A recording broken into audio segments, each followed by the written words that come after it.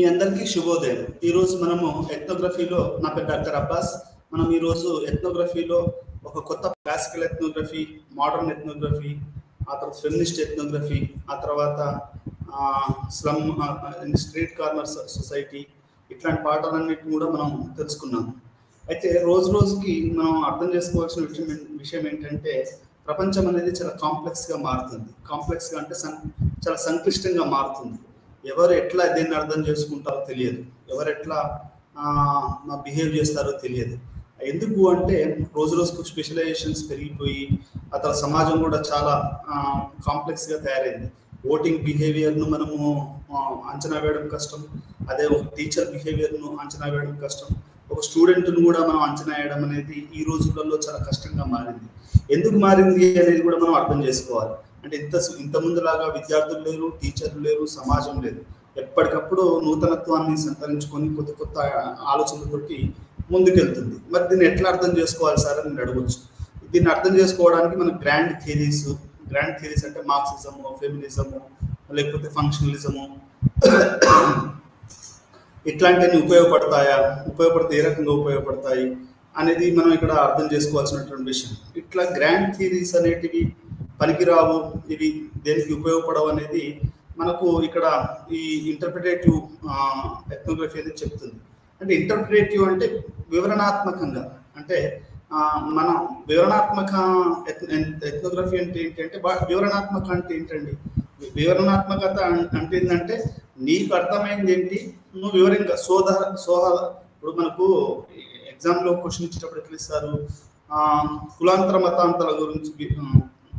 మతాంతర వివాహాల గురించి వివరణాత్మకంగా రాయండి అంటారు.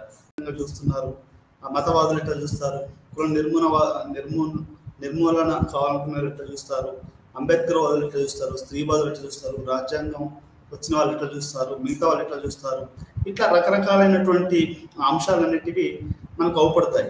ఇక్కడ సత్యము అనేది ఒక ఏకశిలా దృశ్యం కాదు. అంటే మనం ఒక అర్థం చేసుకోవడం అనేది ఏకశిలా దృశ్యం కాదు, అది బహుళ దృశ్యం కలిగింది అనేది ఏకశిలా దృశ్యం కాదు, అది బహుళ శిలా దృశ్యం అనేది మనం ఇక్కడ అర్థం చేసుకోవాల్సిన విషయం. అంటే ఏంటి సార్ అని మీరు అడగవచ్చు. ఏకశిలా దృశ్యం అంటే ఏంటంటే, truth is not single and universal. అంటే ఒక సత్యం అనేది అది ప్రపంచవ్యాప్తంగా ఒకే రకంగా ఉండదు అనేది ఇక్కడ మనకు వీళ్ళు చెప్తున్నటువంటి అంశం. అంటే అది డైరెక్ట్గా కూడా ఉండదు, అంటే అందరికీ యాక్సెసిబిలిటీగా, సత్యం అనేది అందరికీ యాక్సెసిబిలిటీగా ఉండదు. దాన్ని ఒక్కొక్కరు ఒక్కొక్క రకంగా అర్థం చేసుకుంటారనేది మనం ఇక్కడ ఇంటర్ప్రిటేటివ్ ఎథ్నోగ్రఫీలో, అంటే వివరణాత్మకమైనటువంటి ఎథ్నోగ్రఫీ అనే దాంట్లో మనం అర్థం చేసుకోవాలి. దాని ఇంగ్లీష్లో ఏమంటారంటే ఆంటలాజికల్ అండర్స్టాండింగ్ అంటారు. ఆంటలాజికల్ అండర్స్టాండింగ్ అంటే ఏంటంటే, ఒక సత్యాన్ని, ఇప్పుడు ఉదాహరణకి ఒక భాషలో ఒక పదాన్ని కనుక మనం తీసుకుంటే ఆ పదాన్ని ఆంధ్రాలో ఒక రకంగా, తెలంగాణలో ఒక రకంగా, లేకుంటే రాయలసీమలో ఇంకొక రకంగా పిలవడం అనేది జరుగుతుంది. అంటే దాని అర్థం ఏంటండి? దాని అర్థం ఏంటంటే పదం సేము, దాన్ని పిలవడం వేరు, దాని అర్థాలు వేరు అని మనం కూడా, దాని యొక్క భావము, దాని యొక్క సౌండ్, మనకేంటంటే నాకు ఇది ఉంటుంది కదా, మన సౌండ్ అదంతా కూడా అది వేరుగా ఉంటుంది. అంటే దీన్ని బట్టి మనం అర్థం చేసుకోవాల్సింది ఏంటంటే, వాళ్ళు అర్థం చేసుకునే విధానం. అంటే ఉదాహరణకి తెలంగాణలో ఉర్దూ అనేది ఒక స్ట్రీట్ లాంగ్వేజ్. ఏమ్రా మామ అని మామ చాచా అని అంటుంటారు, అదిగా చాచా అంటారు. అంటే అదే పదం మరి మనకు ఆంధ్రాలో కానివ్వండి, లేకుంటే రాయలసీమలో కానివ్వండి, ఆ పదం మనకు దొరకడం అనేది కష్టం. అంటే ఇక్కడ నేను చెప్పదలసిన పాయింట్ ఏంటంటే, సత్యం ఒకటే, కానీ ప్రాంతాల యొక్క సంస్కృతి ఇవి వేరు కాబట్టి వేరు వాళ్ళు వేరు రకంగా అర్థం చేసుకుంటారు. నేను తమిళనాడు పోయినప్పుడు మొట్టమొదటిసారిగా ఆశ్చర్యపోయింది ఏంటంటే, వాళ్ళు కూడా అన్న అనే పదాన్ని వాడుతున్నారు. నాకు తెలియదు అన్న అనే పదం అనేది సౌత్ మొత్తం ఒకటేనండి. అది తమిళనాడు అయినా కానీ, ఆంధ్రప్రదేశ్ అయినా, తెలంగాణ అయినా, ఈ అన్న అనే పదం నేను ఒక లేడీ మాట్లాడుతూ ఉంటే చూసాను, తమిళ అన్న అంటుందా అంటే, అన్న అనే పదం సౌత్ ఇండియన్ లాంగ్వేజ్ అనేది నాకు మొట్టమొదటిసారిగా అర్థమైంది. ఆ కిన్షిప్ రిలేషన్స్ ఇవన్నీ కూడా సౌత్ ఇండియాలో ఒకే రకంగా ఉంటాయని కూడా నాకు అర్థమైంది. ఇక్కడ ఒక స్పష్టంగా మనం మాట్లాడుకోవాల్సిన విషయం ఏంటంటే, there is no direct truth but interpretative truth.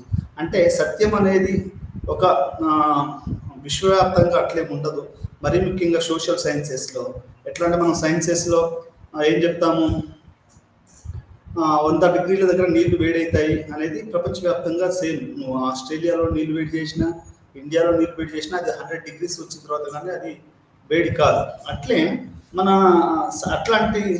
అట్లాంటిది మన సోషల్ సైన్సెస్లో, హ్యుమానిటీస్లలో అనేది ఇంకా తక్కువ.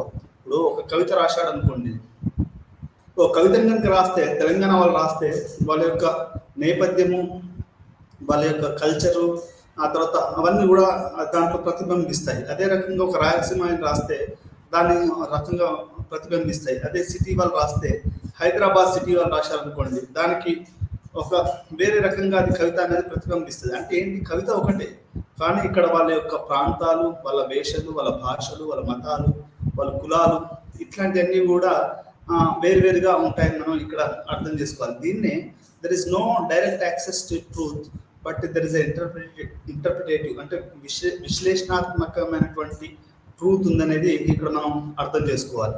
అది ఈరోజు మనం అంటే ఇది మరి ఎథ్నోగ్రఫీలో ఎట్లా అర్థం చేసుకోవాలి అంటే, ఎథ్నో అంటే పీపుల్ అని, గ్రఫీ అంటే అది మనం కళాత్మకంగా రాయడం అని మనం ఏదైతే చెప్పుకున్నామో అది ఎట్లా జరుగుతుంది దీంట్లో అనేది కూడా మనం చూడాలి.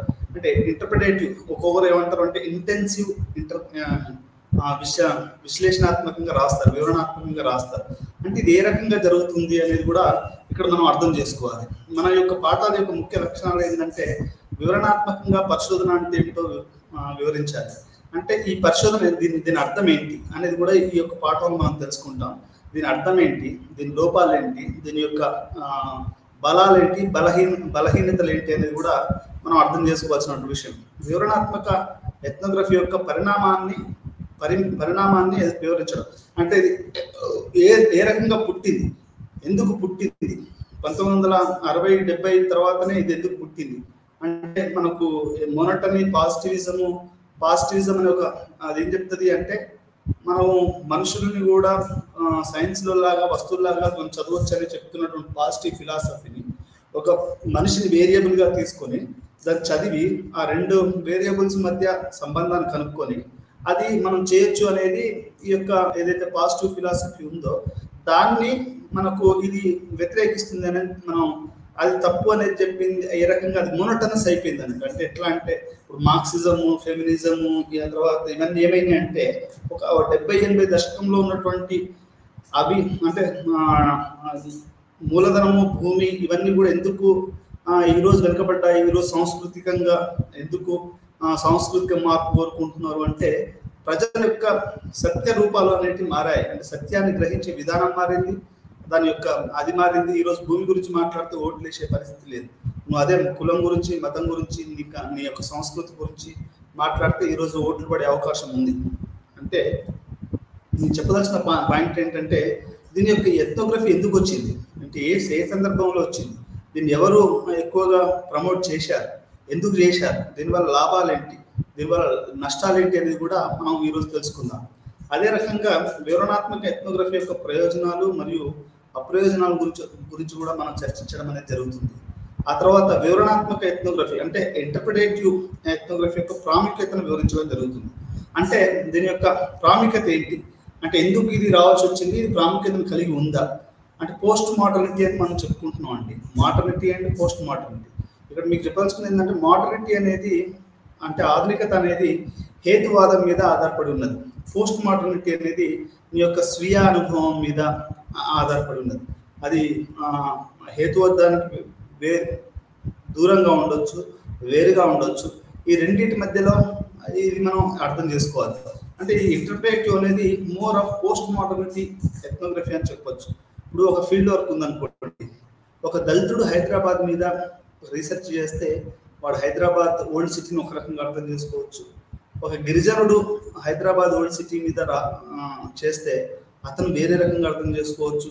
లేదా ఒక బ్రాహ్మణుడు చేస్తే వేరే రకంగా అర్థం చేసుకోవచ్చు. ఒక స్త్రీ, ఒక లేడీ, ఏదో కులానికి మతానికి సంబంధించిన ఆమె హైదరాబాద్లో మీద కనుక హైదరాబాద్ ఓల్డ్ సిటీ మీద రీసెర్చ్ చేస్తే ఆమె వేరే రకంగా అర్థం చేసుకోవచ్చు. అంటే జెండర్ కోణం నుంచి ఆమె అర్థం చేసుకోవచ్చు. అంటే ఇట్లా ఉన్నది ఒకటే హైదరాబాద్ చార్మినార్ ఓల్డ్ సిటీ, కానీ ఇక్కడ నలుగురు వ్యక్తులు 4 రకాలుగా హైదరాబాద్ మహానగరాన్ని అర్థం చేసుకోవడానికి ప్రయత్నం చేస్తున్నారు. దీన్ని మనం ఏమంటాం అంటే ఇంటర్ప్రిటేటివ్ ఎథ్నోగ్రఫీ అని చెప్తారు. అంటే వివరణాత్మకమైనటువంటి ఎథ్నోగ్రఫీ. లేడీస్ అయితే జెండర్ విషయాల మీద, అసలు వాళ్ళ మీద నిరక్షరాస్యత, ఎమ్మెల్యేలు ఎంపీలు ఎందుకు మగవాళ్ళే ఉన్నారు, పురుషాధిక్యం ఎట్లా ఉంది, గత కొన్ని సంవత్సరాలుగా ఎట్లా ఎమ్మెల్యేలు ఎంపీలు వార్డు మెంబర్లు అందరూ కూడా పురుషులే అవుతున్నారు, మరి స్త్రీలంతా ముస్లిం స్త్రీలు ఏమైపోయారు అనేది కూడా వాళ్ళు స్త్రీవాద కోణం నుంచి చూడొచ్చు. అట్లనే ఒక దళితుడు అంటే వీళ్ళందరికీ రిజర్వేషన్ ఇవ్వాలని వాడనుకోవచ్చు, ఒక గిరిజనుడు అనుకుంటారంటే వీళ్ళు స్వేచ్ఛగా లేరు అని వాడనుకోవచ్చు. అంటే ఇక్కడ ఉన్నది ఒకటే, కానీ అర్థం చేసుకునే విధానం, చేసే వాళ్ళు కూడా వాళ్ళు చేసే వాళ్ళని బట్టి అక్కడ అది ఉంటుందని చెప్పొచ్చు. అందుకనే ఇక్కడ క్వశ్చనింగ్ ది రీసెర్చ్, అసలు వాడు పుస్తకం ఎందుకు రాస్తున్నాడు, వాడు ఎందుకు రీసెర్చ్ చేస్తున్నాడు, ఆ మోటివ్ కూడా తెలుసుకోవడం అనేది మనకు వివరణాత్మకం అయినటువంటి ఎథ్నోగ్రఫీలో తెలుస్తుంది. మమ్మల్ని సాదాసీదాగా ఏం చేస్తామంటే పలానా వాడు ఒక పుస్తకం రాశాడు చేతన్ భగత్ అంటే దాని గురించి చదువుతాం. చేతన్ భగత్ ఎందుకు రాశాడు, వాడు ఎందుకు ఈ టైంలో రాశాడు, వాడు ఏ కులం ఏ మతం, ఇప్పుడు 20వ శతాబ్దంలో రోజు రోజుకి మన గొడవలు పెరుగుతుంటే వాడు ఎందుకు 2 స్టేట్స్, ఆ తర్వాత హాఫ్ గర్ల్ ఫ్రెండ్, ఇట్లాంటివన్నీ ఎందుకు హిట్ అయ్యాయి అంటే వాడు రాయడం వల్ల కారణాలు ఏంటి, దాన్ని ఎందుకు యూత్ అంతగా చదువుతున్నారు, ఇవన్నీ కూడా మనం తెలుసుకుంటే అది ఏమర్థమవుతుంది అంటే మనకు ఇంటర్ప్రిటేటివ్ ఎథ్నోగ్రఫీలో అది ప్రధానమైనటువంటి విషయంగా మనం ఇక్కడ అర్థం చేసుకోవాల్సినటువంటి విషయం. అంటే ఇక్కడ చేసే పరిశోధనే కాదు, చేస్తున్నటువంటి పరిశోధకుడు కాలము, వాడు తీసుకున్నటువంటి ఉద్దేశము, ఇంటెన్షన్, ఇవన్నీ కలిపి మనం అర్థం చేసుకోవాలి. ఇప్పుడు సినిమాలు వచ్చినప్పుడు ఇంతకుముందు ఎట్లా ఉండేది అంటే మా నెక్కొండ థియేటర్లో, కాశీనాథ్ థియేటర్లో సినిమా రిలీజ్ అయితే మేమంతా చిన్నపిల్లలుగా పోయి చూసేవాళ్ళం. చిరంజీవి సినిమా కానీ ఇంకే సినిమా. ఆ రోజుల్లో మాకు తెలియదు వాడు ఎవరు తీస్తున్నాడు, కోదండరామిరెడ్డి ఎందుకు డైరెక్టర్ చేశాడు, అసలు చిరంజీవి అని కులం ఏంటి, వీని కులం ఏంటి, దాని యొక్క ప్రొడ్యూసర్ ఎవడు, వాళ్ళే ఒక ప్రాంతం వాళ్ళే, కోస్తా ఆంధ్ర వాళ్ళే సినిమాలు ఎందుకు తీశారు, మనం ఎందుకు తీయలేము, ఇట్లాంటి ఆలోచన ఎప్పుడు మాకు లేవు. కానీ ఈ రోజు మనం ఒక సినిమాను చూస్తే అది ఎవరు తీశాడు, ఎందుకు తీశాడు, దాని ఉద్దేశం ఏంటి, దాంట్లో హీరోలు ఎవరు, హీరోయిన్లు ఎవరు, ఇట్లాంటివన్నీ కూడా మనం ఈరోజు ప్రతి ప్రేక్షకుడు ఆలోచిస్తున్నాడు. ఇప్పుడు రాజకీయ సినిమాలు వస్తున్నాయి. ఇంతకుముందు ఒక ప్రాపగండా సినిమా అనేది నా జీవితంలో ఎప్పుడు వినలేదండి. ప్రాపగండా సినిమా అనేది ఇప్పుడు కేరళ స్టోరీ తెలుసు మీ అందరికీ. కేరళ స్టోరీ అనే సినిమా ఒక ప్రాపగండా సినిమా అని చాలా మంది నమ్ముతున్నారు. లేదు ఇది వాస్తవ జీవితం అని బీజేపీ వాళ్ళు నమ్ముతున్నారు. అంటే ఒక సినిమా పట్ల లేకుంటే ఇట్లా అనేది అంతకుముందు ఎప్పుడు అది ఒక అంత చర్చనీయాంశం కాలేదు. అన్ని కోణాల నుంచి ఒక సినిమా గురించి ఆలోచించడం అనేది ఇంతకుముందు జరగలేదు. బాహుబలి తీసుకోండి అనుకోండి, బాహుబలిని ప్రధానమంత్రి గారు పొగిడారు. కట్టప్ప అనే క్యారెక్టర్, ఒక ప్రధానమంత్రి ఒక సినిమా గురించి మాట్లాడడం, దాని గురించి చేయడము, ఆ టెక్స్ట్ని ఎక్స్ప్లెయిన్ చేయడం అనేది భారతదేశ చరిత్రలో కొత్తగా జరుగుతుంది. అంటే ఇక్కడ తీసిన వాళ్ళ గురించి, రాజకీయ నాయకుల గురించి ఆలోచించడము, చూడడము, మాట్లాడడం, ఇదంతా కూడా మనకు ఇంటర్ప్రిటేటివ్ ఎథ్నోగ్రఫీలో భాగంగా వచ్చిందనేది ఇక్కడ అర్థం చేసుకోవాల్సినటువంటి విషయం. అంటే ఈ రకంగా మనకి ఏమవుతుంది అంటే ఒక టెక్స్ట్ ఒక యూనివర్సల్ సత్యం అని కాకుండా ఈరోజు మనకు కొత్త విషయాలు అనేవి బయటకు వస్తున్నాయి. అంటే రాసినవాడు, సినిమా తీసినవాడే కాదు, సినిమా ఏ కులం తీశాడు, ఎందుకు ఏ ప్రాంతంలో తీశాడు, ఏ భాషలో తీశాడు, ఏ భాష వాడాడు హీరోకి, ఇవన్నీ కూడా ఇంతకుముందు మహేష్ బాబు సినిమాని జనాలు సాధారణంగా చూసేవారు. కానీ అంతకుముందు తెలంగాణ వచ్చిన తర్వాత ఏమిరా బట్టేబాజ్ అనే ఒక పదం మహేష్ బాబు వాడడం వల్ల అది పెద్ద హిట్ అయింది. అంటే ఇక్కడ ఏమవుతుంది, హీరో యొక్క లాంగ్వేజ్ని మార్చారు, హీరో మాట్లాడే లాంగ్వేజ్ని మార్చారు, హీరో చేసే ఫ్రెండ్షిప్ మార్చారు. ఇదంతా కూడా మనం అర్థం చేసుకోవాలి. అంటే టెక్స్ట్ చదవడం అనేది దీన్ని అంతా ఏమంటారంటే అండి ఆంటలాజికల్ ఇంటర్ప్రిటేషన్ అంటారు, దీన్ని ఆంటలాజికల్ ట్రూత్ అని చెప్తారు. ఇది మనం అర్థం చేసుకోవాల్సిన విషయం. ఇప్పుడు ఈ రోజులలో సినిమాని చూడడం కానీ, టీవీ సీరియల్ని చూడడం కానీ, లేకుంటే క్రికెట్ మ్యాచ్ని చూడడం కానీ, ఇవన్నీ కూడా సబ్జెక్టివ్ ఇంటర్ప్రిటేషన్స్ ఎక్కువగా జరుగుతున్నాయి. ఇంతకుముందు ఒకసారి హరగోపాల్ గారు చెప్పారు, వాళ్ళ టైంలో ఎట్లా ఉండేదంటే ఒక క్రికెట్ ప్లేయర్ బాగా ఆడితే వాడిని అందరూ అభిమానించేవారు, వాడు ఏ దేశస్తుడని. కానీ పరిస్థితులు ఇప్పుడు మారాయి. అంటే ఇప్పుడు ఆస్ట్రేలియా వాడు నిజంగా బాగా ఆడి ఇండియా మీద గెలిచాడు అనుకోండి, అందరూ ఆస్ట్రేలియా టీంని అభినందించేవారు. కానీ ఇప్పుడు ఇండియాలో ఎట్లాంటి పరిస్థితి ఉంది, నువ్వు ఖచ్చితంగా గెలవాలి, మరీ పాకిస్తాన్ అయితే మరీ ఖచ్చితంగా గెలవాలి. ఇట్లాంటివన్నీ ఒక్కోసారి సచిన్ టెండూల్కర్కి ఎస్టీబీ అది వాళ్ళు సెక్యూరిటీ పెట్టవలసి వచ్చిందట. ఎందుకు అంటే అప్పుడు మ్యాచ్ గెలవడం ఏదో ఓడిపోవడం జరిగింది. అంటే ఈ అభిమానులు వాళ్ళందరూ కూడా ఇంట్లో మీద రాళ్ళు దాడి చేయకుండా ఏం చేశారు అంటే ఆ ఇంటికి సెక్యూరిటీ పెట్టవలసి వచ్చింది. అంటే ఒక ఆటను ఆటగా చూడకుండా దాన్ని కులపరంగా మతపరంగా ఇండియన్ క్రికెట్ టీం గురించి ఇంతకుముందు దాంట్లో ఏ కులపోడున్నాడు ఏ మతపోడున్నాడు అనేది ఎప్పుడు చర్చ జరగలేదు. కానీ ఇప్పుడు చర్చ జరుగుతుంది. దాంట్లో మా దళితులు ఉన్నారా, దాంట్లో ట్రైబల్స్ ఉన్నారా, అసలు దళితులు లేకపోవడం వల్ల ఇండియా టీం ఓడిపోతుంది అని ఇట్లా కంచేయాలంటే కొంతమంది చెప్తా ఉంటారు. వాళ్ళకు సరైన ఆహారం తినరు కాబట్టి, వాళ్ళు బీఫ్ తినరు కాబట్టి ఇండియా టీంలో సత్వే లేదు. అదే ఆస్ట్రేలియా వాడు స్ట్రాంగ్గా తింటాడు, వాడు గెలుస్తాడని ఇట్లా కంచేయాలంటూ చాలాసార్లు కామెంట్ చేయడం అనేది తెలుస్తుంది. అంటే క్రికెట్ను ఇట్లా చూడొచ్చా మనం, సినిమాను మనం ఇట్లా చూడొచ్చా అంటే చూడొచ్చు అంటున్నారు ఇప్పుడు. లేకపోతే ఒక ఎంటర్టైన్మెంట్ ఇండస్ట్రీని ఇట్లా చూడొచ్చా. అదే రకంగా ఒక టెక్స్ట్ని ఒక సొసైటీని కూడా మనం అలా చూడొచ్చా అంటే ఇప్పుడు మారుతున్న పరిస్థితులలో ఇంతకుముందు నేను పాఠం మొదట్లోనే చెప్పాను. ఏమని చెప్పాను? సమాజం అనేది రోజు రోజుకి ఒక సంక్లిష్టమైనటువంటి సమాజంగా మారుతుందని మీకు ఇంతకుముందే చెప్పాను. ఆ సంక్లిష్టమైన సమాజం ఎందుకు మారుతుంది? ఇంతకుముందులాగా క్లాస్ ఎనాలిసిస్, క్యాస్ట్ అంబేద్కర్ లాగా క్యాస్ట్ ఎనాలిసిస్ అట్లాంటివి లేవండి. ఇప్పుడు అంతే ఏంటంటే సింబాలిక్ ఇంటర్ప్రిటేషను, కల్చరల్ ఇంటర్ప్రిటేషను. నువ్వు ఏ డ్రెస్ వేసుకున్నావు, అరే బాబు నువ్వు ఏ డ్రెస్ వేసుకుంటే ఏందిరా బాబు సాదాసీదా ఉంటుంది తప్ప అట్లా లేదు. నువ్వు ఏ కలర్ వేసుకున్నావు, ఏ రిమాండ్ షర్ట్ వేసుకున్నావా లేదా, బ్రాండెడ్ షర్ట్ వేసుకున్నావా లేదా, బ్రాండెడ్ షూ వేసుకున్నావా లేదా, నువ్వు మాట్లాడే భాష పక్క ఒక మంచి తెలుగు గోదావరి భాష మాట్లాడేవా లేదా, ఇవన్నీ కూడా ఏమవుతున్నాయంటే ఒక రకంగా మనిషి అంటే ఇదంతా కూడా ఇంటర్ప్రిటేటివ్ ఎథ్నోగ్రఫీ కిందకి వస్తుంది.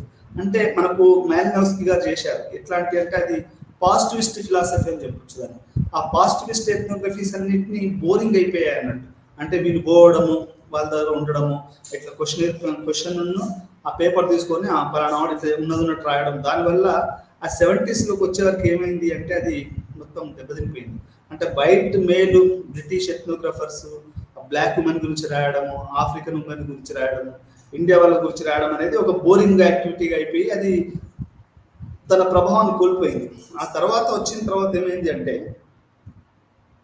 కనుక చూస్తే మనకు వైట్ ఉమెన్ వచ్చారు. అంటే ఇప్పుడు మార్గరెట్ మీడ్ కానివ్వండి, ఇంకెవరు కానీ దాన్ని కూడా బ్లాక్ ఉమెన్ ఫెమినిస్టులు ఛాలెంజ్ చేశారు.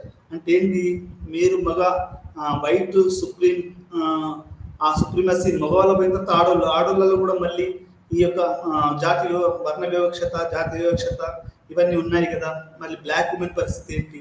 నువ్వు బ్లాక్ ఎథ్నోగ్రఫీ గెట్టోస్లో ఎవరు ఉంటారు? బ్లాక్స్ ఉంటారు. దళితవాడలు మురికివాడలో ఎవరు ఉంటారు? బ్లాక్స్, దళితులు ఉంటారు, గిరిజనులు ఉంటారు. మరి దాంట్లో గిరిజనులలో వీళ్ళ మీద నువ్వు వైట్ ఉమెన్ చేయడం ఏంటి అని మళ్ళీ దళిత ఫెమినిజం కనుక మన ఇండియాలో ఎట్లయితే అప్పర్ కాస్ట్ ఫెమినిజాన్ని, బీసీ ఫెమినిజాన్ని, లేకుండా మైనారిటీ ఫెమినిజాన్ని క్వశ్చన్ చేస్తుందో అట్లనే అమెరికాలో కూడా ఈ యొక్క వైట్ ఉమెన్ సుపీరియారిటీని ఈ యొక్క black women, Afro American women వాళ్ళు క్వశ్చన్ చేయడం అనేది తెలుసు. మీ అందరికి తెలుసో లేదు, మాయా ఆంజలీనా రాసినటువంటి కవిత స్టిల్ ఐ రైజ్ అనే కవిత అది ఆఫ్రో అమెరికన్ ఆడవాళ్ళ జీవితాలకి ఒక పెద్ద మంచుతునుక అని చెప్పొచ్చు. వాళ్ళ జీవితాలను ఎంత స్పష్టంగా చెప్పిందో మనకు అర్థమవుతుంది. స్టిల్ ఐ రైజ్, మా ఇంట్లో ఏదో బంగారు గనులు పడ్డారని మీరు భావిస్తారు అని, నాకు మా ఇంటికి వచ్చినంత మాత్రాన ఏదో అనుకుంటారు, నా శరీరాన్ని అమ్ముకుంటాను అది అని చెప్పుకుంటూ బాగా చెప్పుకుంటూ నన్ను ప్రతి చోట చరిత్రలో కానివ్వండి, సమాజంలో కానివ్వండి, నన్ను ఒక మూలకు ఒక చీపురు పెట్టినట్టు, ఇంట్లో చీపురు ఊడ్చిన తర్వాత ఒక మూలకు పెట్టినట్టు ఈ బ్లాక్ ఆడవాళ్ళని కానీ మగవాళ్ళని కానీ వాడుకొని ఒక మూలకు పెట్టుకుని అసలు వాళ్ళకు గుర్తింపు ఇవ్వకుండా చేస్తే ఆమె ఏమంటుంది అంటే మళ్ళీ నేను స్టిల్ ఐ రైజ్ అని చెప్పి ఆమె తన కవితను రాసి ఆమెకు నోబెల్ ప్రైజ్ వచ్చింది. అంటే సమాజంలో నువ్వు ఎంత అణచివేస్తావు అంటే సామాజికంగా, ఆర్థికంగా, లేకుంటే లైంగికంగా అయితే మనం చెప్పనవసరం లేదు. మీరు 7 తరాల నవల చదివితే ఆ 7 తరాల నవలలో ఒక సన్నివేశం చెప్తాను. చెప్పిన తర్వాత మనం లోపలికి వెళ్దాం. ఒక సన్నివేశం ఏంటంటే హెలెక్సెలీ రాసినటువంటి 7 తరాలలో ఒక బ్లాక్, ఒక నల్లజాతి అంటే ఆఫ్రో అమెరికన్ ఒక నల్లజాతి స్త్రీ అప్పుడు పత్తి తోటలలో పనిచేసేవాళ్ళు, కాటన్ ఫీల్డ్స్లలో. వాళ్ళు బానిసలుగా అమెరికాలో తెల్లదొరలకు. దాంట్లో ఒక స్త్రీ ఏమైందంటే ఒక పత్తి తోటల్లో పనిచేసే ఒక స్త్రీ ఒకసారి పిల్లలకి జన్మనిస్తుంది. ఇచ్చిన తర్వాత ఆ నవలలో ఒక చిన్న అదేంటంటే ఒక లాంతర్ ఉంటుంది, లాంతర్ నుంచి లైట్ వస్తూ ఉంటుంది. అప్పుడే పిల్లని జని ఉంటుంది. ఆమెను ఈ తెల్లదొర యాజమాన్యం ఎవడైతే ఉంటాడో ఆమెకు అదేంటంటే పెయిన్స్ కూడా పోలేదు, అంటే పురిటి నొప్పులు కూడా ఇంకా పోకముందే ఆమె ఆ దశలో ఆమెను అనుభవిస్తాడు అన్నాడు. అంటే ఇది ఒక అది ఎట్లాంటి సిచ్యువేషన్ అంటే ఒక మానవత్వం లేకుండా అంటే జరగకుండా ఇట్లా ఆ జాతీయ అహంకారం అనేది ఎట్లా ఉంటుంది, పవర్ రిలేషన్స్ ఎట్లా ఉంటాయి, స్త్రీలను ఎట్లా వాడుకుంటారు. మనకు హిస్టోరియన్ అయినటువంటి రేఖా పాండే గారు చెప్తారు, ఏమంటారంటే women attacking and sexual rape ఇవన్ అనేది not only it is a power, not only it is a physical attack. ఇప్పుడు నలజాతి స్త్రీను అట్లా చేయడం అనేది అదొక ఫిజికల్ యాక్టే కాదండి, అదొక పవర్ రిలేషన్. ఉదాహరణకి బిల్ క్లింటన్ మోనికా లెవెన్స్కీ తోటి లైంగిక సంబంధాలు పెట్టుకున్నప్పుడు మనకు అర్థమైంది ఏంటి అంటే ఆమెను ఒక ప్రెసిడెంట్ అయి ఉండి ఒక పనిచేసే సెక్రటరీని వాడడం అనేది అది అక్కడ లైంగిక దాడి ఒకటే మాత్రం కాదండి. అక్కడ బిల్ క్లింటన్ తనకున్న అధికారాన్ని వాడి ఆమె లైంగికంగా వాడుకున్నాడు అనేది ఇక్కడ కోర్టు చెప్పినటువంటి తీర్పు. అంటే ఇక్కడ పవర్ని నీకున్నటువంటి ఒక ప్రొఫెసర్ తనకున్నటువంటి పవర్ని ఉపయోగించి ఒక విద్యార్థిని లైంగికంగా వేధిస్తే అది నిజంగా వేధింపుల కిందకి వస్తుంది. నీకు ఇష్టం ఉండి ఎవరైనా చేసుకుంటే అది మనం చెప్పలేము కానివ్వండి. కానీ నువ్వు ఏదైతే ఒక కానిస్టేబుల్, ఒక ఎస్ఐ, ఒక ఎంఆర్ఓ, ఒక డిస్ట్రిక్ట్ మెజిస్ట్రేట్, ఒక సమాజంలో ఒక స్థానాన్ని ఆక్రమించిన వ్యక్తి తన పవర్ను ఉపయోగించి కనుక వాళ్ళు చేస్తే అది ఒక భౌతికమైనటువంటి దాడే కాదు, అది ఒక పవర్ అబ్యూస్ అనేది కూడా ఇట్ ఆల్సో పవర్ రిలేషన్ అని రేఖా పాండే గారు చెప్పారు. ఇదంతా కూడా ఫెమినిస్ట్ ఎథ్నోగ్రఫీ కిందికి వస్తుంది అని మనం చెప్పుకోవచ్చు. ఇక్కడ ఇంటర్ప్రిటేటివ్ ఎథ్నోగ్రఫీ అనేది ఎందుకు వచ్చిందంటే దీంట్లో సింబల్స్, ఇప్పుడు మనం వాట్సాప్లో ప్రతిదానికి ఒక పువ్వు, లేకుంటే ఒక ఇట్లా థమ్స్అప్, లేకుంటే ఇట్లా రకరకాలుగా మన లవ్ గుర్తు, ఒక అమ్మాయి ఒక అబ్బాయికి, ఒక అబ్బాయి ఒక అమ్మాయికి లవ్ గుర్తు పెట్టాడంటే అది వాళ్ళు చాలా గ్రేట్గా ఫీల్ అవుతారు. అంటే ఈ ఇంటర్ప్రిటేటివ్ ఏదైతే ఉందో అది చాలా రోజుకి ఏమవుతుంది అంటే అదొక పెద్ద శక్తిగా ఎదుగుతుంది. అట్లా మనం కాంప్లెక్స్ ఒక సమాజంలోకి, ఒక సంక్లిష్టమైనటువంటి సమాజంలోకి మనం ఎంటర్ అవుతున్నామని చెప్పడానికి ఈ ఉదాహరణలన్నీ మీకు ఉదాహరించడం జరిగింది. వివరణాత్మక ఎథ్నోగ్రఫీ యొక్క మూలాలు వివరణాత్మక పరిశోధనలోనే ఉన్నాయి. వివరణాత్మక పరిశోధన నమూనా అనేది సామాజిక వాస్తవికత ఏకవచనం కాదు, లక్ష్యం కాదు, కానీ మానవ అనుభవాలు మరియు సామాజిక సందర్భాల ద్వారా రూపొందించబడింది మరియు అందువల్ల దాని సామాజిక చారిత్రక సందర్భంలో దాన్ని వివిధ విషయాల యొక్క ఆత్మాశ్రయ వివరణల సమన్వయం చేయడం ద్వారా ఉత్తమంగా అధ్యయనం చేయబడుతుంది. అంటే చాలా క్లియర్గా చెప్పిందండి, సామాజిక వాస్తవం అనేది ఏకవచనం కాదు, అది దాని లక్ష్యం కూడా కాదు. అంటే ఒక సామాజిక వాస్తవం మన తెలంగాణ అనేది ఒక సామాజిక వాస్తవం అని అనుకుంటే అది ఒక ఏకవచనం కాదు. దాంట్లో బహుజన్ తెలంగాణ ఉంది, కమ్యూనిస్ట్ తెలంగాణ ఉంది, మావోయిస్ట్ తెలంగాణ ఉంది, ఆర్ఎస్ఎస్, బీజేపీ, బజరంగ దళ్ తెలంగాణ ఉంది. ఇట్లా రకరకాల మానవ హక్కులు, రాజ్యాంగము, దళితులు, ఇదొక తెలంగాణ ఉంది, ప్రజాస్వామిక తెలంగాణ, మానవ హక్కుల దృష్టి నుంచి అదొక తెలంగాణ. అంటే తెలంగాణ ఒకటే, కానీ దాని యొక్క వాస్తవికత అనేది ఒకటి, కానీ దాని సామాజిక దాని రకరకాలైనటువంటి దాంట్లో అంశాలు ఉన్నాయనేది మనం ఇక్కడ అర్థం చేసుకోవాల్సినటువంటి విషయం. కమ్యూనిస్ట్, మావోయిస్టు ఇట్లాంటి తెలంగాణ ఉంది. ఇట్లా అంటే దీన్ని ఎట్లా చూస్తున్నాము, ఏ వర్గం, ఏ దృక్పథం చూస్తున్నాం. స్త్రీవాద తెలంగాణ మర్చిపోయాను నేను. స్త్రీవాద తెలంగాణ ఉంది. ఈరోజు సీతక్కను ప్రతి ఒళ్ళు కూడా పొగుడుతున్నారు. ఎందుకంటే అంతవరకు స్త్రీలకు న్యాయం జరిగినట్టు ఎవరు భావించలేదు. గత ప్రభుత్వాలలో స్త్రీలకు అంతగా, ఇప్పుడు ఆర్టీసీ బస్సులో వచ్చామనుకోండి, ఆ ఆర్టీసీ బస్సులో మొత్తం ఎక్కువగా ఆడవాళ్ళే ఉంటున్నారు. దాని అర్థం ఏంటండి అంటే తెలంగాణను ఆడవాళ్ళు ఎట్లా చూశారు, వాళ్ళకి బస్సులో ఫ్రీగా రావడం అనేది చాలా ముఖ్యం. ఇప్పుడు మీకు కన్యాశుల్కం నాటకంలో కనుక తెలుసానోయ్ అనేవాడు వెనక కూర్చున్నటువంటి గిరీశం రిక్షావాన్ని అడుగుతాడు, మనకు బ్రిటిష్ వాళ్ళు వెళ్ళిపోతున్నారు, మనకు స్వతంత్రం వస్తుందంటే మన కానిస్టేబుల్ పోతాడా అని అడుగుతాడట గిరీష్ అన్నది. అంటే రిక్షావానికి కానిస్టేబుల్ అనేవాడు ఒక పవర్ రిలేషన్, బట్టి మాటికి మన రిక్షాని ఆపుతాడు, లేకపోతే ఇంకేదైనా చేస్తాడు, వాడిని నీకు లైట్ లేదురా అంటాడు. నేను చిన్నప్పుడు చదువుకున్నది ఏంటంటే మన సైకిల్కి మనకు డైనమో ఉండేది, అంటే చిన్న అది ఉండేది, అది సైకిల్ తిరిగినప్పుడల్లా మనకు ముందున్న లైట్ అది వెలుగుతూ ఉంటుంది. ఇప్పుడు మా మండలంలో నుంచి నేను మా ఊరు నుంచి మా దీక్షగూడ నుంచి నెక్కొండకు వచ్చి మనం తిరిగిపోతుంటేనే నైట్ అయింది, దానికి అది లేదు, అది డైనమో, అది ముందున్న లైట్ అది రావట్లేదు. అది రాకపోయేసరికి అది అక్కడున్న కానిస్టేబుల్ అడిగాడు, అరే ఏంద్రా ఇది అని, అంటే ఇది యాంటీ లీగల్, ఇల్లీగల్ అని అర్థం దాని ఉద్దేశం. అంటే ఇక్కడ నేను చెప్పదలుచుకున్న ఏంటంటే ఇక్కడ అది ఉదాహరణ ఏం చెప్తున్నాను అంటే సామాజిక వాస్తవాలు అనేటివి ఆ రకంగా ఉంటాయి. అంటే మనకు ఇంటర్ప్రిటేటివ్ సామాజిక అనుభవాలు, అక్కడ ఉన్నటువంటి గ్రామీణ నేపథ్యము, సరిగా అర్థం చేసుకునే సమాజము, చదువులేని సమాజము, ఇట్లాంటి సమాజాలలో ఆకలి, దారిద్ర్యము, నిరుద్యోగం, ఇవన్నీ కూడా అసలు తెలియని భయాలు, ఇట్లాంటివన్నీ అంటే ఆవిష్కరణలు జరిగిన ప్రపంచం, మనకేంటి కమ్యూనికేషన్ లేని సమాజము. అంతెందుకండి నేను పిహెచ్డి చేస్తుంటే సరిగా కమ్యూనికేషన్ సిస్టమ్స్ లేవు, వాట్సాప్ లేదు, మనకి ఇంటర్నెట్ ఇదేంటి సెల్ ఫోన్లు అంతగా లేవు. సెల్ ఫోన్ అనేది కూడా ఒక ఒక ఒక కొత్త మనకు దీంట్లో ఆవిష్కరణ అని చెప్పొచ్చు. అంటే ఇవన్నీ ఏం లేవు. ఇట్లాంటి సందర్భాలలో మనము, నేనైతే బతికాను, వేరే వాళ్ళ పక్కన పెట్టాను. అంటే సామాజిక వాస్తవాలు అనేటివి ఏ రకంగా ఉంటాయి, అవి ఏకవచనం కాదు, దాని లక్ష్యం కూడా కాదు. అంటే వివరణాత్మకమైనటువంటి దాంట్లో ఇప్పుడు మనకు దాని లక్ష్యం కూడా కాదండి. ఏమని ఏకవచనంగా ఒక సత్యాన్ని చూపించడం అనేది, అది ఒక సామాజిక వాస్తవాన్ని ఒక ఏకవచనంగా చూడడం అనేది మనకు వివరణాత్మక ఎథ్నోగ్రఫీలో దాని లక్ష్యం కూడా కాదనేది మనం ఇక్కడ అర్థం చేసుకోవాలి. అది మానవ అనుభవాలు మరియు సామాజిక సందర్భాలు.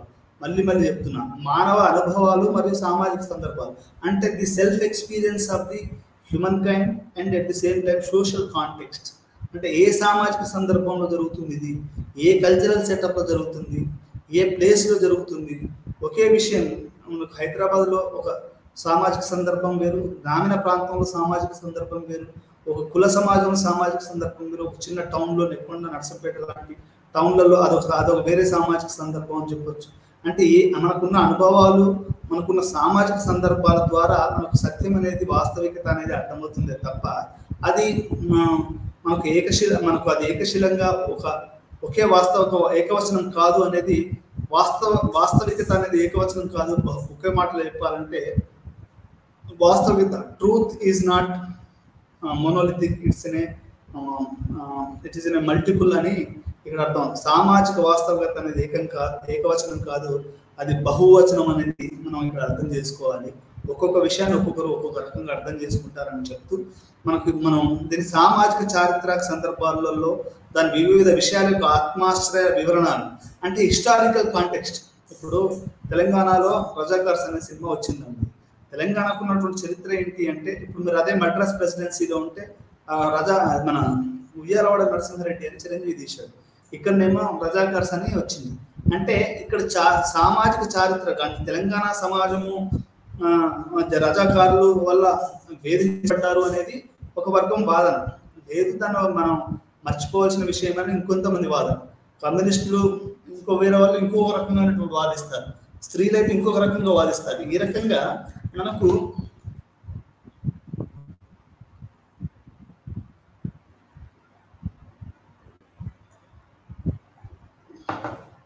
సామాజిక చారిత్రాత్మక ఆత్మాశ్రమ వివరణలు ఉన్నాయనేది మనం ఇక్కడ అర్థం చేసుకోవాల్సినటువంటి విషయం. దీంతో ఉత్తమంగా అధ్యయనం చేయబడుతుంది. అంటే ఈ వివరణలు, ఈ యొక్క సెల్ఫ్ ఎక్స్పీరియన్సెస్ ఏదైతే ఉన్నాయో వాటి ద్వారా మనం ఒక సమాజాన్ని చాలా ఉత్తమంగా అధ్యయనం చేయొచ్చు అనేది మనకు ఇంటర్ప్రిటేటివ్ ఎథ్నోగ్రఫీ అని చెప్తుంది. నేను హెచ్సిలో ఒక పేపర్ ప్రజెంట్ చేసేటప్పుడు Sufism in south Asia and understanding preliminary understanding అన్నా. అంటే మనం ప్రాథమికంగా అర్థం చేసుకోవడానికి ఒక చిన్న ప్రయత్నం అనేది అక్కడ నా ఉద్దేశం. అంటే అది ఒక రకంగా ఇంటర్ప్రిటేటివ్ సోషియాలజీ కిందికి వస్తుంది. ఇప్పుడు మనకు వెస్టైన్ అనేవాడు ఏమంటాడు అంటే, వెస్టైన్ అని అంటే సోషియాలజీ అనేది ఒక అండర్స్టాండింగ్ అనేది మనకు మ్యాక్స్ వెబర్ చెప్పాడు. అంటే how you will understand. Karl Marx ఏం చెప్తాడు, మనకు సమాజంలో ఒక పక్క పెట్టుబడిదారులు ఉంటారు, ఇంకొక పక్క కార్మిక వర్గాలు ఉంటాయి. ఈ పెట్టుబడిదారులు కార్మికుల యొక్క శ్రమను దోపిడీ చేసి వాళ్ళు బాగా ధనవంతులు అవుతారు. అంటే మనకు మ్యాక్స్ వెబర్ అనే అతను వెస్టైన్ అనే ఒక సిద్ధాంతాన్ని తీసుకొచ్చి ఆయన ఏమంటాడు అంటే, నువ్వు మతాన్ని అర్థం చేసుకునే దాన్ని బట్టి ఉంటుంది రా బాబు, ఇక్కడ దోపిడీ అనేది కాదు. మనకు క్రిస్టియానిటీలో ఏంటి అంటే, క్యాల్విన్ అనే ఒక సన్యాసి ఏం చెప్పాడు అంటే, ఒక రూపాయిని సంపాదించడం, దాన్ని సేవ్ చేయడం అనేది, అంటే మనం ఒక రూపాయిని కాపాడుకుంటే అది మనం దాన్ని మనం మనం మనం దాన్ని సంపాదించినట్టే అని చెప్పాడు. అదే రకంగా ఆయన లిమిటెడ్నెస్ ఉండాలి, టైమ్ ఈజ్ మనీ అని వాడు ఇవన్నీ కూడా కొన్ని చెప్పాడు అన్నట్టు.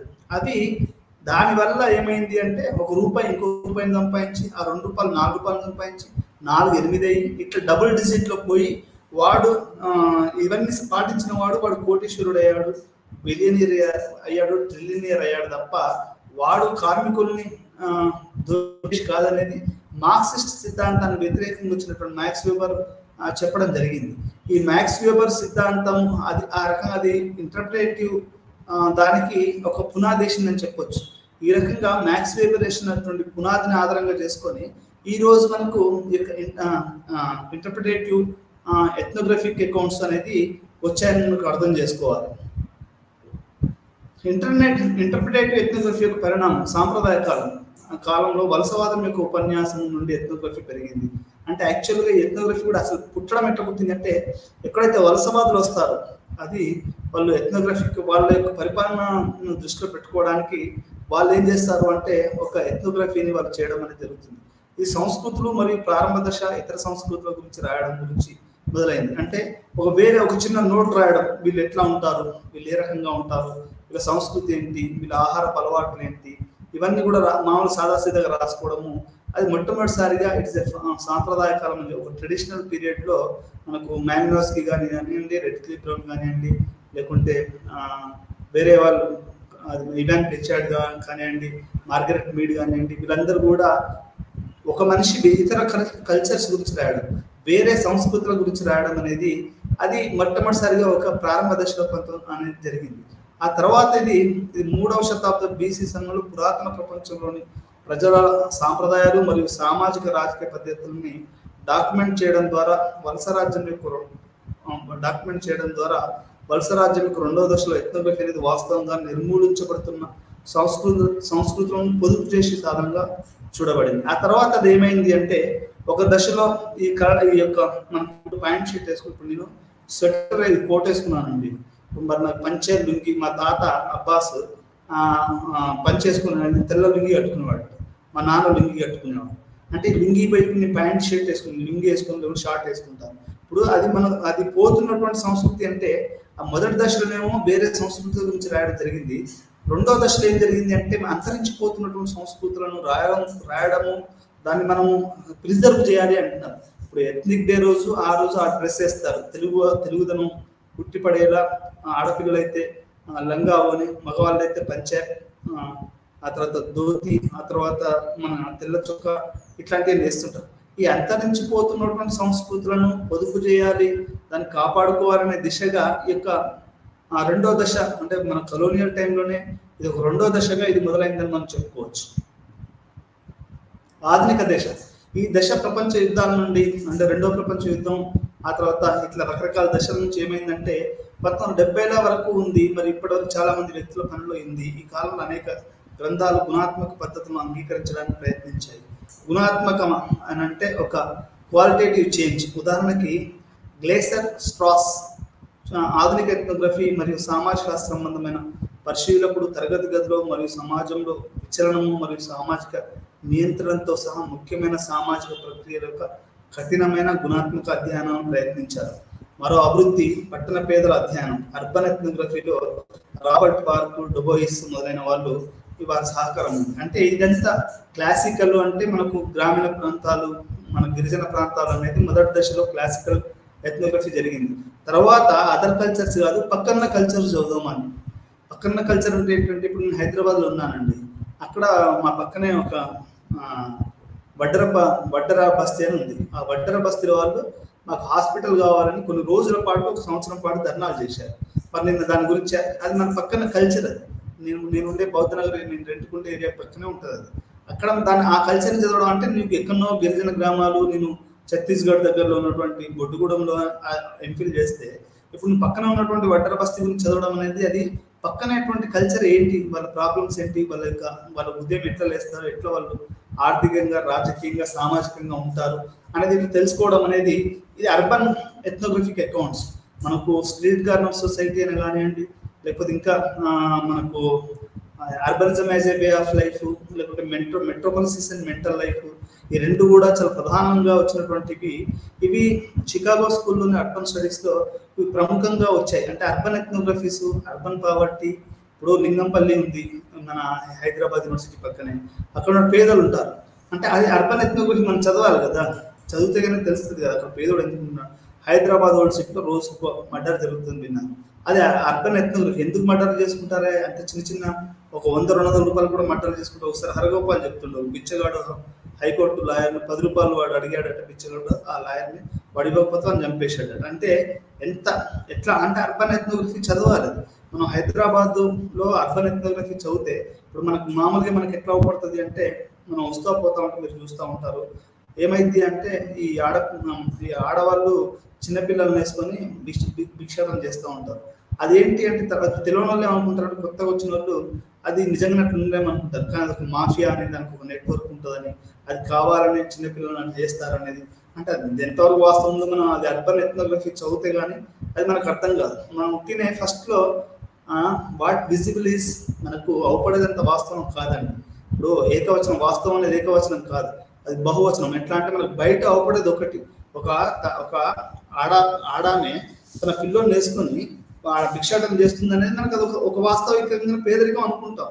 కానీ లేదు, దాని వెనకాల ఒక పెద్ద మాఫియా నెట్వర్క్ ఉంది.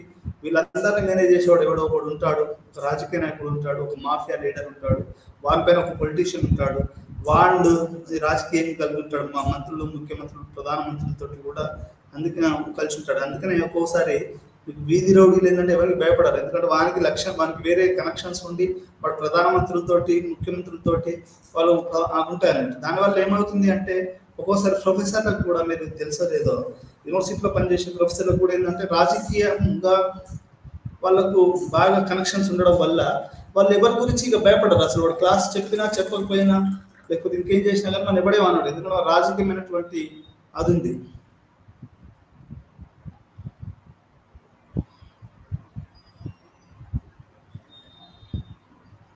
ఇంకోటి చెప్తా ఉండే, ఏమని, ఒక మేడం గారు ఉన్నారు, మా పైన ఉంటారు వాళ్ళు, సూర్యకుమారి గారిని. ఆమె ఏం చెప్తారు అంటే, ఒక టీచర్ ఉన్నారంట వాళ్ళ స్కూల్, నేను పేరు చెప్పదలుచుకున్నాను ఆ టీచర్లో. మనకి ఏంటంటే రాజకీయంగా బాగా బలం ఉంది, వాడు పలానా ఒక సామాజికానికి సంబంధించిన వాడు క్లాస్కి వచ్చినా రాకపోయినా పెద్దగా వాని గురించి, ఎందుకంటే వానికి పెద్ద సంఘాలు, వానికి రాజకీయ ఇవంతా ఉన్నాయి. ఇక అదంతేంది, వాడు రాకపోయినా వాళ్ళ డ్యూటీ వీళ్ళ మీద పడుతుంది. అంటే నేను చెప్పాల్సిన పాయింట్ ఏంటంటే, ఇదంతా ఇంటర్ప్రిటేటివ్గా మనం అర్థం చేసుకోకపోతే ఇది మనం అర్థం కాదు.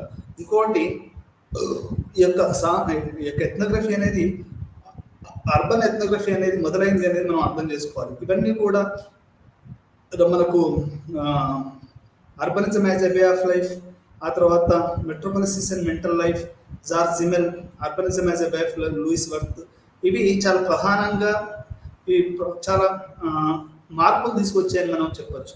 అర్బన్ సోషియాలజీలో కానీ, లేకపోతే మొత్తం సమాజాన్ని అర్థం చేసుకునే విధానాన్ని కానీ, మొత్తం సమాజం యొక్క అర్థం చేసుకునే విధానము, మన వాస్తవాలు అనేటివి ఏకవచనం కాదు, అదొక బహువచనం అనేది ఇక్కడ మనం అర్థం చేసుకోవాలి. అందుకని ఈరోజు ముస్లిం కవిత్వం అని వస్తుంది. అంటే ముస్లింలు ఎట్లా అర్థం చేసుకుంటున్నారు, వాళ్ళు ఏ రకంగా వాళ్ళు చెప్తారు, వాళ్ళని ఎట్లా టెర్రరిస్టులుగా.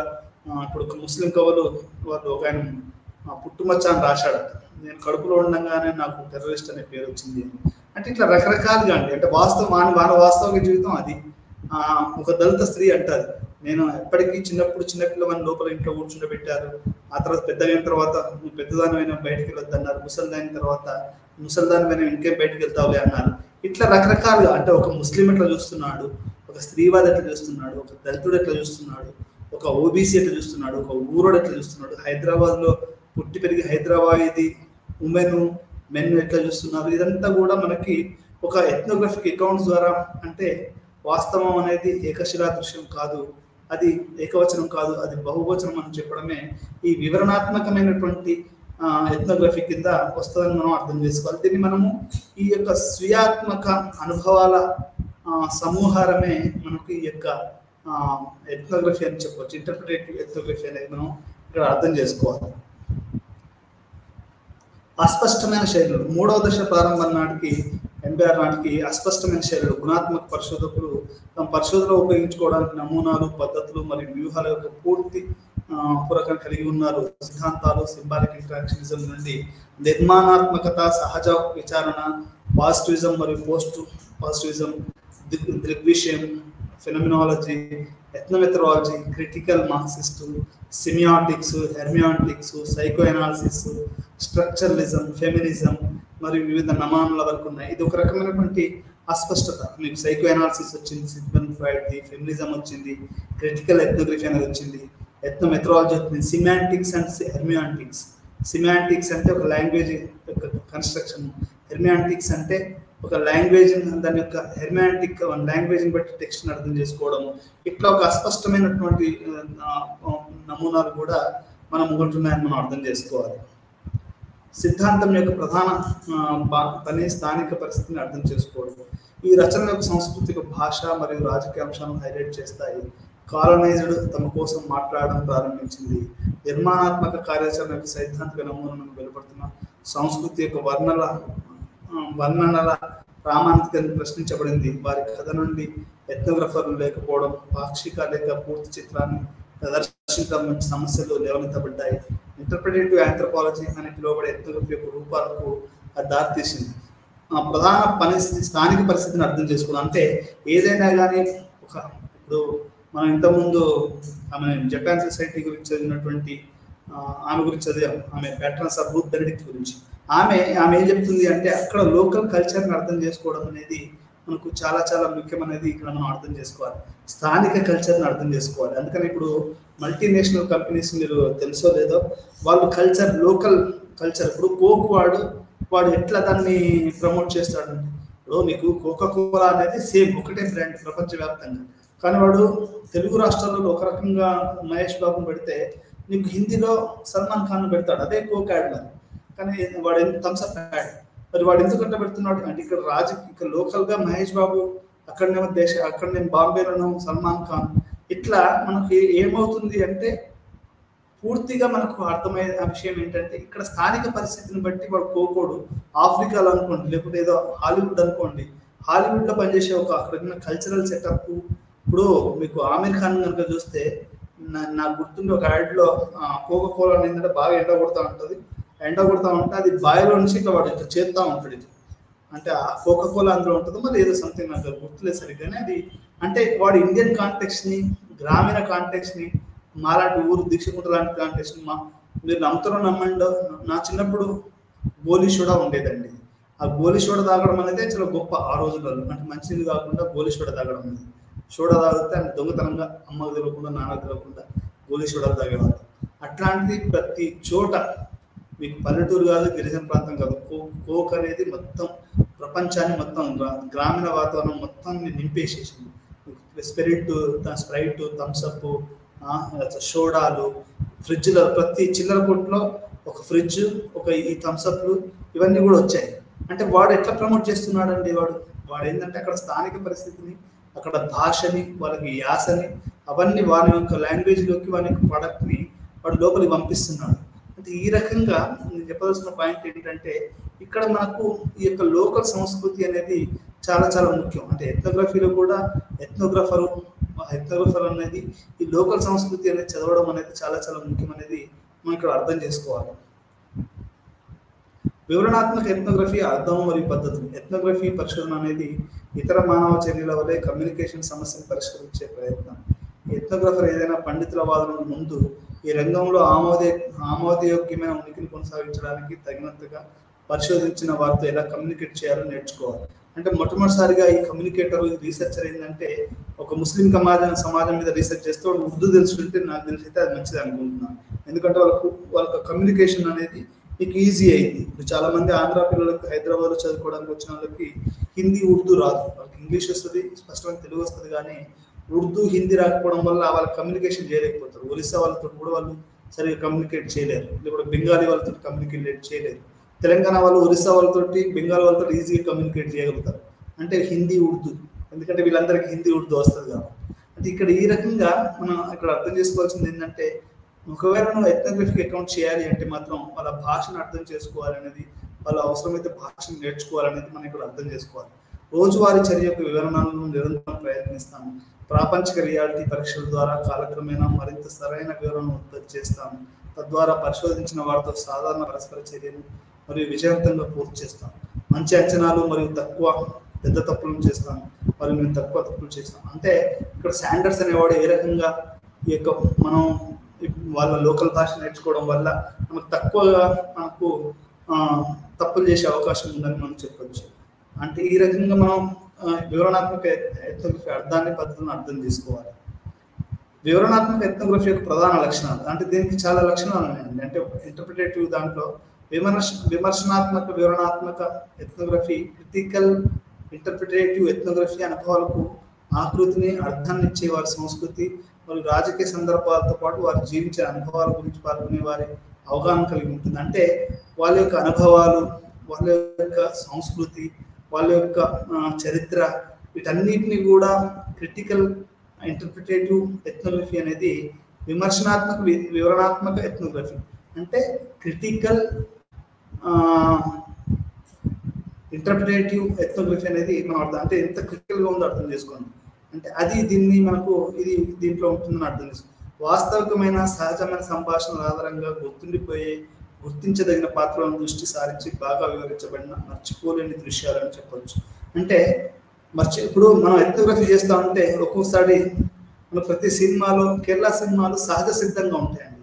మర్చిపోలేని దృశ్యాలు కొన్ని ఉంటాయి. అట్లా దాన్ని మనం క్రిటికల్ వివరణాత్మక ఎథ్నోగ్రఫీ అని మనం ఇక్కడ చెప్పుకోవచ్చు.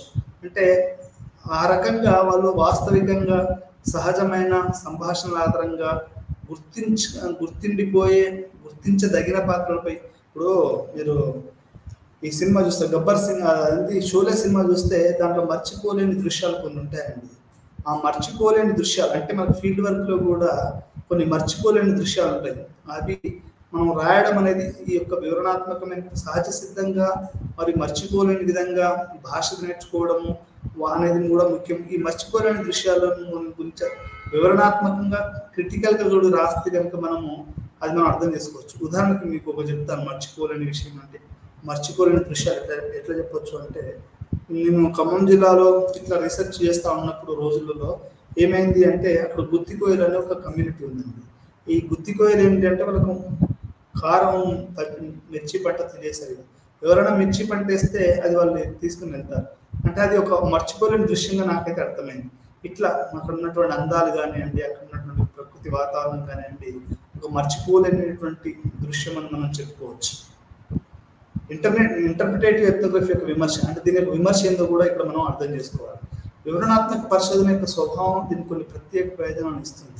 సంస్థాగత, రాజకీయ లేదా మహిళలపై హింస వంటి సంక్లిష్టమైన పరస్పర సంబంధం లేదా బహుముఖ సామాజిక ప్రక్రియల వెనుక దాగి ఉన్న కారణాలను అన్వేషించడానికి ఈ రకమైన పరిశోధన ఉపయోగపడుతుంది. అంటే మహిళలపై జరుగుతున్నటువంటి హింస, అప్పుడు సూఫీజాన్ని అందుకని ప్రమోట్ చేస్తూ ఉంటారు. అదొక రకంగా ఇంటర్ప్రిటేటివ్ ఉంది. అది మనకి ఎందుకు ఒక లేడీ అట్లా బిహేవ్ చేస్తుంది అంటే సైకలాజికల్గా ఉండాలి, లేకపోతే వాళ్ళపై హింసనే జరిగి ఉండాలి. ఆ తర్వాత ఏదో ఇట్లా రకరకాలైనటువంటి విషయాలు జరుగుతూ ఉంటాయి. ఈ బహుముఖ సామాజిక ప్రక్రియల వెనుక ఉన్న కారణాలను అన్వేషించడానికి ఇంటర్ప్రిటేటివ్ ఎథ్నోగ్రఫీ అనేది చాలా చాలా ఉపయోగపడుతుందని మనం అర్థం చేసుకోవాలి.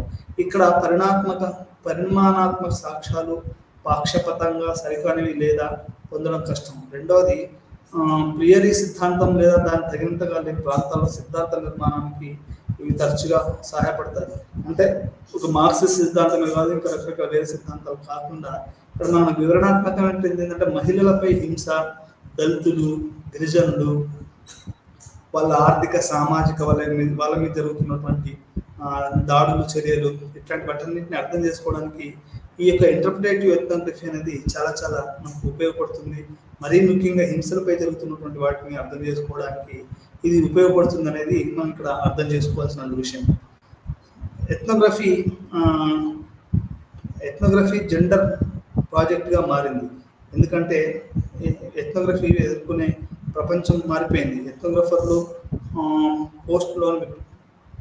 ప్రపంచంలో నివసిస్తున్నారు, పోస్ట్ కలోనియల్ ప్రపంచంలో బతుకుతున్నారు.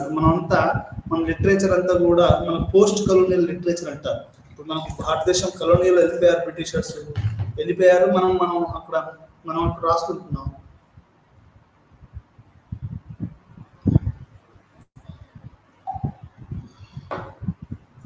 ఇది ఏ రకంగా ఉంది అనేది ఇక్కడ మనం అర్థం చేసుకోవాలి.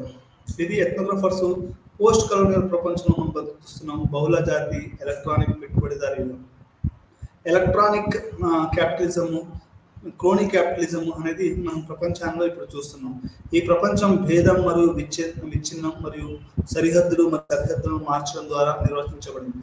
ఇప్పుడున్నటువంటి ప్రపంచం ఏంటంటే డిక్లైన్ ఆఫ్ నేషన్ స్టేట్, అంటే నీకు దేశము దాని ప్రభావం తగ్గుతున్న రోజులు. ఇప్పుడు ఇక్కడి నుంచి అమెరికా నుంచి ఎక్కడికో ఇట్లా రకరకాలుగా దీనికి హద్దులు సరిహద్దులు అనేటివి మొత్తం మారుతున్నాయి. నేను ఒక కవిత రాశాను, కులము మతము ప్రాంతము దేశము హద్దులు సరిహద్దులు దివాలా కోరుతానని సూచించాను. అంటే నేను ఒక బార్డర్స్ లేని ప్రపంచాన్ని చూస్తున్నాను, ఒక గీతలు లేని సమాజాన్ని చూస్తున్నాను. ఇది మనం ఇక్కడ అర్థం చేసుకోవాల్సిన కేంద్రం మరియు పెరిఫరీలు కలుస్తాయి. అంటే ఒక పక్క కేంద్రము పెరిఫరీ. ఇప్పుడు మనకు ఎమెర్సన్ వ్యాలెస్టైన్ కానివ్వండి, లేకపోతే ఆండ్రే గున్నర్ ఫ్రాంక్ కానివ్వండి, వీళ్ళు ఏం చెప్తారు అంటే ఈ కోర్ అనేది ఈ శాటిలైట్స్ని అంటే పెరిఫరీని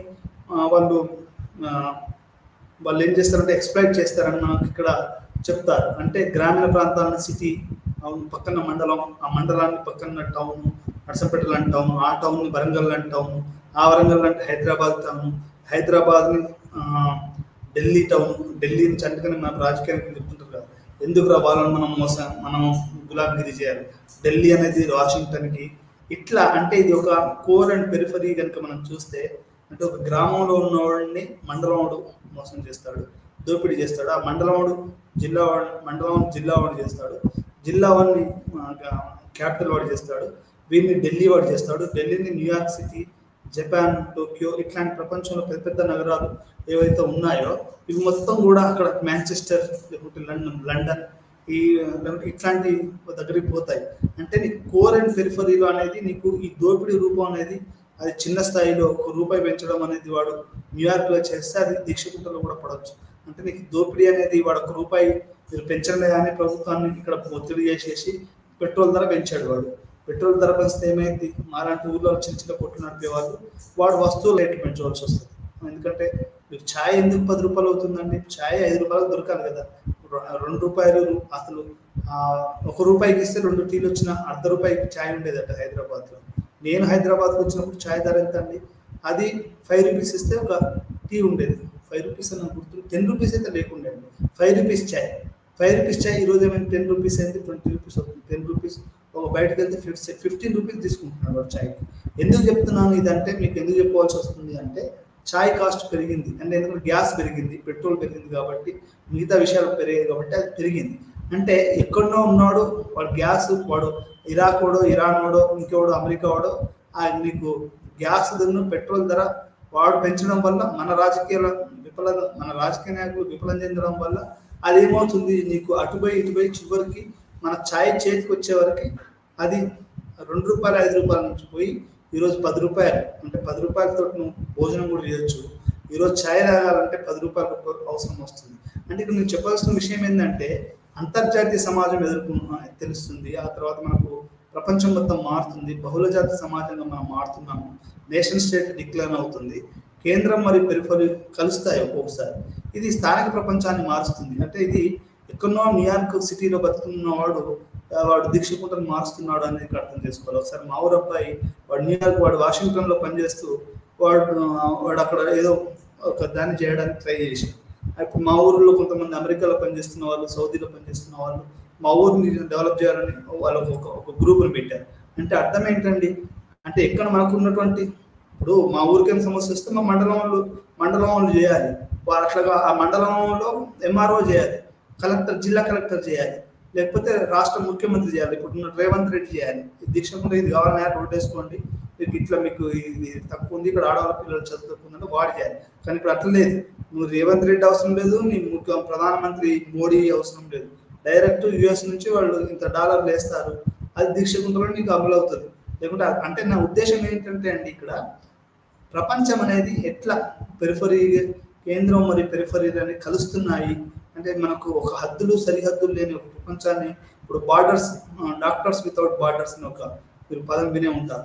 అంటే ఇప్పుడు నీకు ఎక్కడో అమెరికాలో ఉన్నటువంటి ఒక వ్యక్తి నీకు ఈ రోజు నీకు వైద్యం చేయొచ్చు. ఇప్పుడు అమితాబ్ బచ్చన్ ఒక యాప్ను ప్రమోట్ చేస్తూ ఉన్నాడు. ఏంటి, వాడు భార్యాభర్త లేదో వానికి భర్తకి ఏదో అయితే డాక్టర్ దగ్గరికి వెళ్దాం పదా అంటే ఇప్పుడు వద్దులే అంటే వాడు ఏంటంటే డాక్టర్స్ యాప్లో నువ్వు లైవ్లో నీ యొక్క సమస్యలు వాడు చూపిస్తే వాడు తనకు నీకు వైద్యం అందిస్తాడు. ఈ యాప్ని అమితాబ్ బచ్చన్ ఈ మధ్యలో యాడ్స్ వస్తూ ఉంది. అండ్ నేను చెప్పవలసిన పాయింట్ ఏంటంటే నువ్వు టెలికమ్యూనికేషను, టెలిపతి, ఆ తర్వాత వీటన్నిటి ద్వారా ఈరోజు విద్యా వైద్యం ఇప్పుడు మనం మాట్లాడుతున్నది కూడా ఆన్లైన్ ఎడ్యుకేషన్. ఏంటంటే నేను ఎక్కడో హైదరాబాద్లో ఒక నాంపల్లిలో కూర్చొని ఒక సీట్లో కూర్చొని మేము కూడా మాట్లాడుతున్నాను. మీరు ఎక్కడెక్కడో చిన్న చిన్న పల్లెటూర్లలో తిరుగుతూ బస్సులలో అక్కడెక్కడ తిరుగుతున్న వీడియోస్ చూస్తున్నారు, మీరు చూడొచ్చు కూడా. అంటే ఈ రకంగా మనకి ఏంటంటే కేంద్రం మరియు పెరిఫరీలు యొక్క సరిహద్దులు హద్దులు మొత్తం మార్చడం ద్వారా ఇది మారుతుంది, ప్రపంచాన్ని మారుస్తుందని ఇక్కడ మనం అర్థం చేసుకోవాలి. అంటే దీని అర్థం ఏంటంటే ఇంటర్ప్రిటేటివ్ ఎథ్నోగ్రఫీ అనేది మనకు మారుతున్న ప్రపంచంలో ఇట్లా ఒక సబ్జెక్టివ్ ఎక్స్పీరియన్సెస్ను వీటిని అర్థం చేసుకొని ఇట్లా మనం దీన్ని కనుక అట్లా అర్థం చేసుకుంటేనే ఇది మనకు ఈ ప్రపంచం అర్థమవుతుంది. దీనికి కొన్ని ప్రయోజనాలు ఉన్నాయి, దీంట్లో కూడా కొంత అయితే లోపాలు కూడా ఉన్నాయని మనం చెప్పుకోవచ్చు. అంటే ఈ ప్రతిదీ కూడా మనం స్వీయ అనుభవం అనే మనం ప్రామాణికంగా తీసుకోవాలా. అంటే ఆర్థికపరమైనటువంటి విషయాలు కానివ్వండి, లేకపోతే ఇంకా వేరే విషయాలు మనం భూమి ఇట్లాంటివి మనం అవి కన్సిడర్ చేయడానికి కుదరదా, ఎంత సంక్లిష్టంగా ఉందా అనేది కూడా మనం దీని ఇంటర్ప్రిటేటివ్ ఎథ్నోగ్రఫీ అనేది మనం దాన్ని క్రిటికల్గా కూడా చూడొచ్చు. అంటే స్త్రీలకు వాళ్ళ యొక్క సంక్షోభాన్ని అర్థం చేసుకోవడానికి ఇది నిజంగా పనికొచ్చిన దీని యొక్క విమర్శ కూడా మనం చూడవలసినటువంటి అవసరం ఉంది. ఆ రకంగా మనకు ఇంటర్ప్రిటేటివ్ ఎలక్ట్రానిక్ పెట్టుబడిదారి యుగం అంటే మీకు ఎక్కడో కమ్యూనికేషన్ అనేది ఎట్లా ఉంటుందో మొత్తం ఎలక్ట్రానిక్ ద్వారా డబ్బులు రావడం పోవడం మొత్తం కూడా ఎలక్ట్రానిక్ ద్వారా ఇది జరుగుతుంది అనేది మనం అర్థం చేసుకుంటూ ఇక్కడ మనం ఇంటర్ప్రిటేటివ్ ఎథ్నోగ్రఫీ యొక్క విమర్శన కూడా మనం చూడవలసినటువంటి అవసరం ఉంది. ప్రపంచం అనేది సంక్లిష్టంగా చాలా చాలా సంక్లిష్టంగా సైకలాజికల్గా చాలా చాలా మారుతూ ఉంది. అలా అని మనం ఏదో కొన్ని ప్రాథమిక విషయాలను అది మనం అర్థం చేసుకోకపోతే అంటే చారిత్రాత్మక భౌతికవాదంతో లేకపోతే హిస్టారికల్ మీట్ అంటే గత్తార్కికవాదం, చారిత్రాత్మక భౌతికవాదాలు లేకుంటే ఇంకొన్ని పద్ధతులు ఏదైతే ఉన్నాయో వాటిని మనం పూర్తిగా విస్మరించడం అనేది చాలా చాలా తప్పు. ఇప్పుడు ఒక రకంగా మావో కాంట్రడిక్షన్ చెప్తాడు. అంటే ఒక బిగ్ కాంట్రడిక్షన్ మనం అది ఎదుర్కొన్నప్పుడు రకరకాల కాంట్రడిక్షన్స్ ను రిజాల్వ్ చేసుకుంటూ పోవాలి.